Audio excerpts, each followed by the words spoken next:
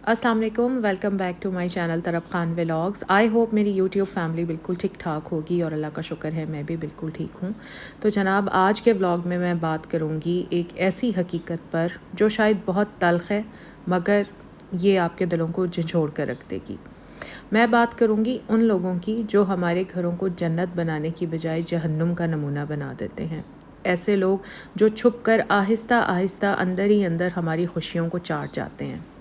अल्लाह ताला सूरह तहरीम की आयत नंबर 6 में फ़रमाते हैं, ए ईमान वालों, अपनी जानों और अपने घर वालों को ऐसी आग से बचाओ जिसका ईंधन इंसान और पत्थर हों। सो हम पर लाजिम है कि हम अपने घरों को जहरीले असरात से पाक करें ताकि अल्लाह की रहमतें नाज़िल हों। आज के इस व्लॉग में मैं इन्हीं 6 लोगों के बारे में बात करूंगी जिन्हें अगर आपने वक्त पर अपने घरों से ना निकाला तो आपका सुकून सारी ज़िंदगी के लिए रुखसत हो जाएगा। जिस तरह के माशरे में हम रहते हैं वहाँ पर यही लोग हमारे साथ ही आस्तीन का सांप बनकर रह रहे होते हैं। मैं मानती हूँ कि ऐसे लोगों को घरों से निकालना मुमकिन नहीं है, लेकिन एक ही घर में रहते हुए आप इनको अपनी ज़िंदगी से तो निकाल सकते हैं ना।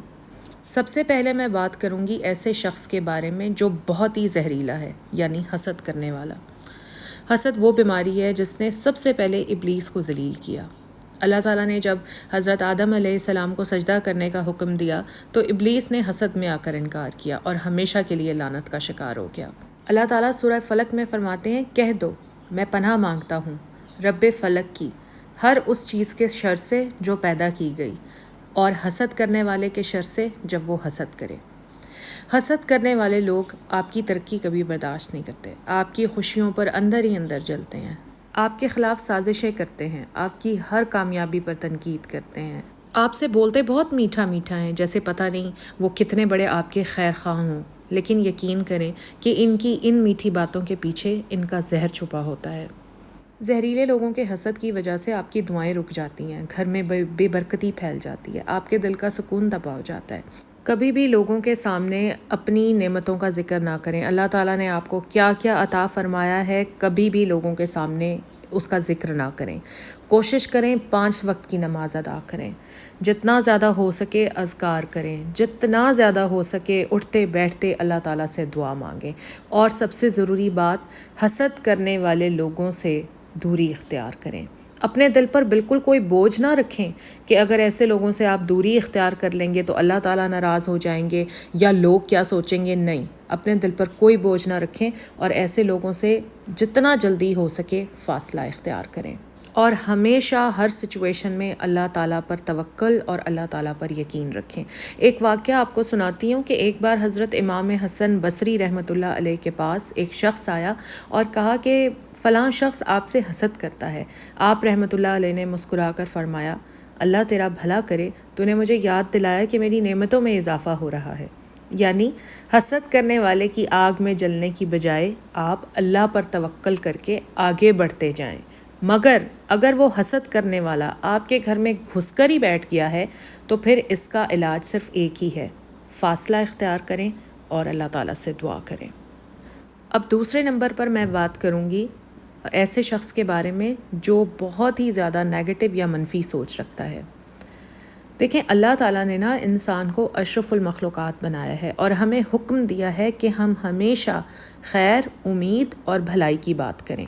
सूरह इसरा आयत नंबर 53 में अल्लाह ताला फरमाते हैं, और मेरे बंदे जो बात करते हैं वो अच्छी बात करते हैं, बेशक शैतान इंसानों के दरमियान फसाद डालता है। बदकिस्मती से हमारे घरों में भी ऐसे लोग मौजूद हैं जो हर बात में मायूसी, मनफी सोच और बदगुमानी की गंद डालते रहते हैं। अब मैं आपको बताऊं ये लोग होते कैसे हैं, इनको आप पहचानेंगे कैसे। देखें, आप इन्हें कोई भी अच्छी खबर सुनाएंगे, ये उसमें से फ़ौरन कोई ना कोई बुरा पहलू निकाल लेंगे और फिर ये हर कामयाबी में ना कोई नाकामी ढूंढते हैं। फिर इनकी एक और पहचान है कि अगर हम इनसे कभी अपने कोई ख्वाब शेयर करें ना तो ये हमारे ख्वाब, यानी अभी तो हमने सिर्फ ज़िक्र ही किया होता है, ये पहले से ही हमारे ख्वाबों को तोड़ कर रख देते हैं। ये हमेशा अल्लाह ताला की रहमतों से मायूस ही दिखते हैं और दूसरों को भी नाउमीद कर देते हैं। रसूल पाक सल्लल्लाहु अलैहि वसल्लम ने फरमाया, बदगुमानी से बचो क्योंकि बदगुमानी सबसे झूठी बात है। بدگمانی اور منفی سوچ دلوں کو کاٹ دیتی ہے، رشتے توڑ دیتی ہے، خوشیوں کے دروازے بند کر دیتی ہے۔ ایک بار حضرت عمر بن عبدالعزیز کے دربار میں ایک شخص آیا اور کہا، فلاں شخص آپ کو برا کہتا ہے۔ آپ نے فرمایا، اگر تو سچا ہے تو ہم اس شخص کے لیے دعا کریں گے، اور اگر تو جھوٹا ہے تو تیرا شمار جھوٹوں میں ہوگا۔ حضرت عمر نے نہ غصہ کیا نہ شکایت کی، بلکہ ہمیشہ نیکی اور خیرخواہی کا راستہ اپنایا۔ منفی سوچ کا ساتھ دینا ایسے ہی ہے جیسے ایک گندے پانی کے نالے میں خوشبو تلاش کرنا۔ آپ نے کرنا کیا ہے؟ آپ نے اپنے گھر کا ماحول بہت پازیٹیو رکھنا ہے، قرآن پاک کی تلاوت کو اپنے معمول کا حصہ بنانا ہے۔ حسبنا اللہ و نعم الوکیل کم از کم پورے دن میں 100 بار آپ نے لازمی پڑھنا ہے۔ اور تیسرے نمبر پر اب میں بات کروں گی ایسے زہریلے شخص کے بارے میں جس کی عادت ہوتی ہے سب کو کنٹرول کرنے کی، یعنی کنٹرول کرنے والا انسان، سب کے ساتھ زبردستی کرنے والا انسان۔ دیکھیں، اللہ تعالیٰ نے نا انسان کو آزاد پیدا کیا ہے۔ اسلام ہمیں کسی پر ناجائز دباؤ ڈالنے، زبردستی کرنے یا ان کی آزادی چھیننے کی اجازت نہیں دیتا۔ قرآن مجید میں اللہ تعالیٰ فرماتے ہیں سورہ بقرہ آیت نمبر 256 میں کہ دین میں کوئی زبردستی نہیں، ہدایت گمراہی سے صاف ظاہر ہو چکی ہے۔ جب دین میں زبردستی نہیں ہے تو عام زندگی میں کیسی زبردستی؟ مگر کچھ لوگ ایسے ہوتے ہیں جو ہر حال میں دوسروں پر حکومت کرنا چاہتے ہیں۔ یہ ایسے لوگ ہوتے ہیں کہ اگر ان کے ساتھ ہمارے رشتے جڑ جائیں تو سانس بھی ہمیں ان کی اجازت سے لینا پڑتا ہے۔ یہ لوگ آپ کی مرضی کے خلاف آپ پر فیصلے تھوپتے ہیں، چھوٹی چھوٹی باتوں پر آپ پر دباؤ ڈالتے ہیں تاکہ ان کی مرضی مانی جائے۔ آپ کے خواب، آپ کی پسند ناپسند، آپ کی رائے کو ہمیشہ دبانے کی کوشش کرتے ہیں۔ احساس جرم یا گلٹ دلا کر نا آپ کو ہمیشہ غلام بنائے رکھتے ہیں۔ رسول پاک صلی اللہ علیہ وآلہ وسلم نے ارشاد فرمایا، تم میں سے ہر ایک رائی ہے، رائی کہتے ہیں نگہبان کو، تم میں سے ہر ایک رائی ہے اور تم میں سے ہر ایک سے اس کی رعیت کے بارے میں سوال ہوگا۔ حضرت علی رضی اللہ تعالیٰ عنہ فرماتے ہیں، انسان کو غلام مت بناؤ کیونکہ اللہ تعالیٰ نے اسے آزاد پیدا کیا ہے۔ ان کنٹرولنگ نیچر کے لوگوں کی وجہ سے نا آپ کی خود اعتمادی ختم ہو جاتی ہے، رشتے محبت کی بجائے بوجھ لگنے شروع ہو جاتے ہیں۔ اللہ تعالیٰ نے آپ کو عقل اور شعور دیا ہے، مگر ایسے لوگوں کی وجہ سے آپ کا عقل اور شعور بھی تباہ ہو جاتا ہے۔ ایسے لوگوں سے بچنے کے لیے اپنی باؤنڈریز سیٹ کریں۔ کوئی بھی معاملہ ہو آپ کے گھر کا، آپ کی زندگی کا، بدتمیزی سے نہیں، انتہائی نرمی سے لیکن مضبوط لہجے میں اپنی رائے کا اظہار کریں، اور مسلسل اٹھتے بیٹھتے، کچن میں کام کرتے، واک کرتے، کچھ بھی کرتے ہوئے اللہ تعالیٰ سے دعا کریں کہ اے اللہ اپنی مخلوق کے شر سے میری حفاظت فرما۔ ایک قرآنی دعا میں آپ کو بتا رہی ہوں، سورہ طٰہٰ کی آیت نمبر 25 سے 28، ترجمہ یہ ہے، اے رب میرا سینہ کھول دے، میرا کام آسان کر دے، میری زبان کی گرہ کھول دے تاکہ لوگ میری بات سمجھ سکیں۔ یہ سورہ طٰہٰ کی آیت نمبر 25 سے 28 تک کا ترجمہ میں نے آپ کو بتایا ہے۔ عربک میں نے اس لیے نہیں بولا کہ بولتے ہوئے کوئی زیر زبر پیش کی غلطی ہو جائے اور آپ لوگوں کی دل آزاری ہو، تو اس لیے میں نے اردو میں ترجمہ بتا دیا ہے۔ آپ ڈیلی بیسس پر ایک تسبیح لیں، 100 بار یہ دعا پڑھیں اور اللہ تعالیٰ سے اپنے حق میں دعا کریں۔ اور چوتھے نمبر پر میں بات کروں گی ایک ایسے شخص کے بارے میں جو چغل خور اور فتنہ پرور ہوتا ہے۔ اللہ تعالیٰ نے قرآن پاک میں بار بار فتنے کی تباہ کاریوں کا ذکر کیا ہے۔ سورہ بقرہ آیت نمبر 191 میں اللہ تعالیٰ فرماتے ہیں، فتنہ قتل سے بھی زیادہ سنگین ہے۔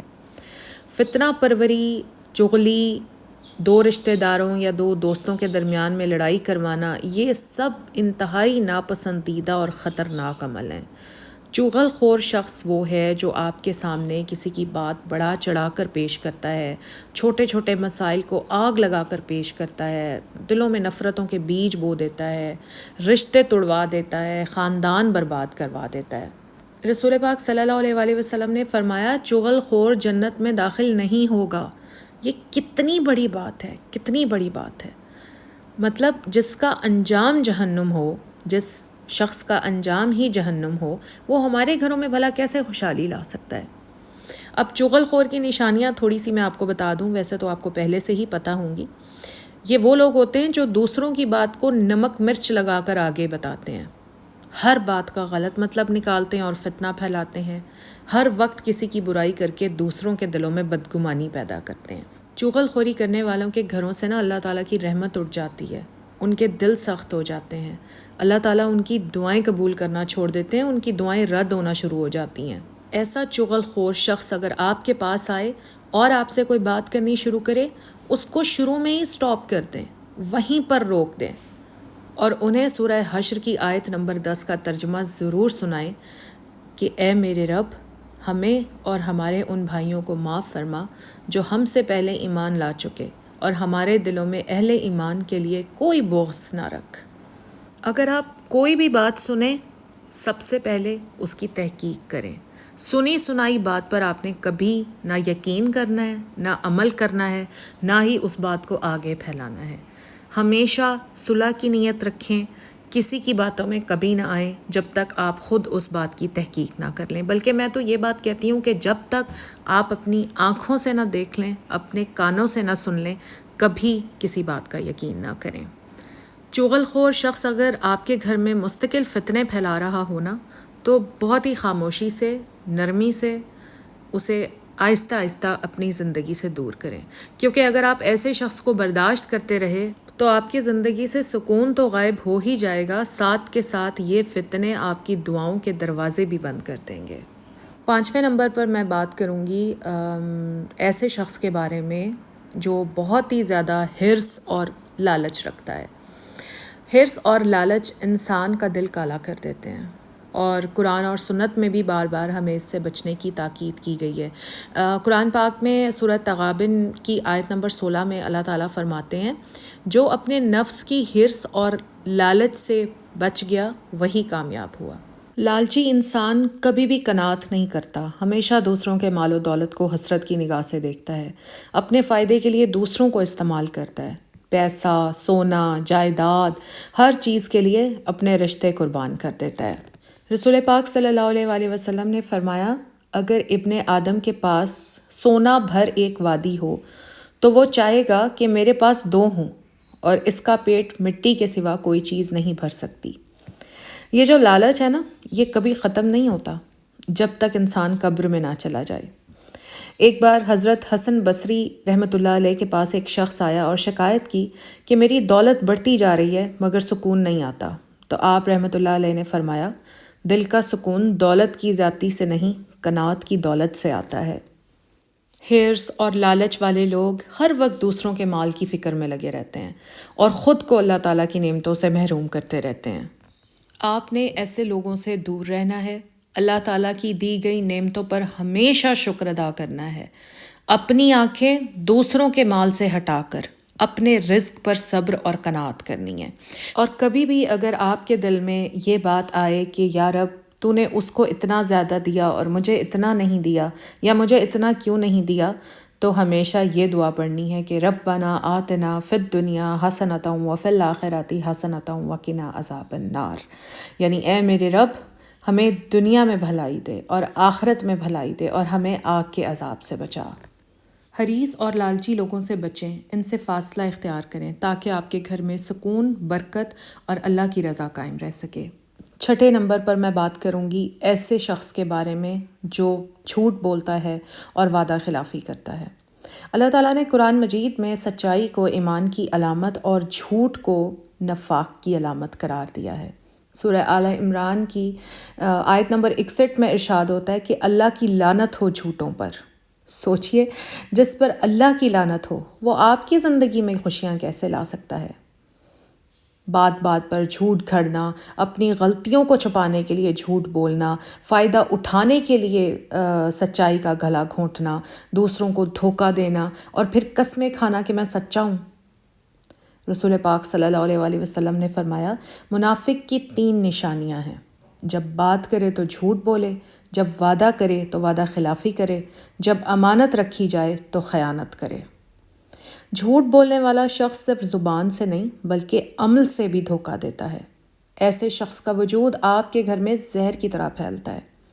جھوٹے لوگوں کا اعتبار اور بھروسہ تباہ ہو جاتا ہے، رشتے کمزور ہو کر ٹوٹ جاتے ہیں، اللہ کی مدد اور نصرت ختم ہو جاتی ہے، گھر میں بے برکتی اور بے سکونی چھا جاتی ہے۔ آپ ہمیشہ ان لوگوں سے بچیں. اپنے گھر میں سچ بولنے کی پریکٹس کریں، چاہے کتنا ہی نقصان کیوں نہ ہو. آپ سچ بولیں گے، آپ کے بچے بھی آپ کو فالو کریں گے. اسی طرح وعدہ کرنے سے پہلے خوب سوچیں کہ کیا آپ یہ وعدہ پورا کر سکیں گے کہ نہیں. اگر آپ نے وعدہ کر لیا ہے تو پھر آپ کو ہر حال میں وعدہ پورا کرنا پڑے گا. سورہ اسراء کی آیت نمبر 34 میں اللہ تعالیٰ فرماتے ہیں، اور اپنے وعدوں کو پورا کرو، یقیناً وعدے کے بارے میں پوچھا جائے گا. جانتے بوجھتے اگر آپ جھوٹ بولنے والے لوگوں کے ساتھ اور وعدہ خلاف انسان کے ساتھ تعلق رکھیں گے تو نہ آپ کی دعائیں قبول ہوں گی، نہ آپ کے کاموں میں آسانی پیدا ہوگی، نہ ہی آپ کے دل کو سکون ملے گا. تو میری پیاری یوٹیوب فیملی، زندگی میں خوش رہنا، سکون پانا، اللہ کی رحمتوں سے مالا مال ہونا، یہ کوئی اتفاقی چیزیں نہیں ہیں. یہ انعامات ہیں ان لوگوں کے لیے جو اپنی محفلوں، اپنے گھروں، اپنی زندگیوں کو گناہوں سے پاک رکھتے ہیں، زہریلے لوگوں سے پاک رکھتے ہیں، نفاق، جھوٹ، حسد اور لالچ سے پاک رکھتے ہیں. جو گھر فتنہ پرور لوگوں سے خالی ہو جاتا ہے وہاں اللہ کی رحمت اترتی ہے. جو دل حسد اور جھوٹ سے پاک ہو جاتا ہے وہاں سکون کا دریا بہنے لگتا ہے. تو بس آج ہی فیصلہ کریں، چاہے کتنی بھی محبت ہو، کتنا بھی پرانا رشتہ ہو، کتنا بھی قریبی تعلق ہو، لیکن اگر وہ شخص، وہ رشتہ یا وہ تعلق آپ کے ایمان، آپ کے سکون، آپ کی روح کی پاکیزگی کے خلاف ہے تو اسے اپنی زندگی سے عزت کے ساتھ الگ کر دیں، کیونکہ سکون کی قیمت رشتوں سے زیادہ ہے اور اللہ کی رضا کی قیمت دنیا کی کسی بھی محبت سے زیادہ ہے. میری بس اینڈ میں آپ لوگوں سے اتنی سی ریکویسٹ ہے کہ کبھی بھی دیر مت کریں زہر کو پہچاننے میں اور اسے اپنی زندگی سے نکالنے میں، کیونکہ اکثر دیر ہو جاتی ہے اور پھر ہم پچھتاوے کے سوا کچھ نہیں کر پاتے. اگر میرا آج کا ولاگ آپ لوگوں کو اچھا لگا ہے تو پلیز لائک ضرور کریں، فرینڈز اینڈ فیملی کے ساتھ شیئر ضرور کریں. مجھے دعاؤں میں یاد رکھیں. خوش رہیں. اللہ تعالی ہم سب کا حامی و ناصر ہو. اللہ حافظ.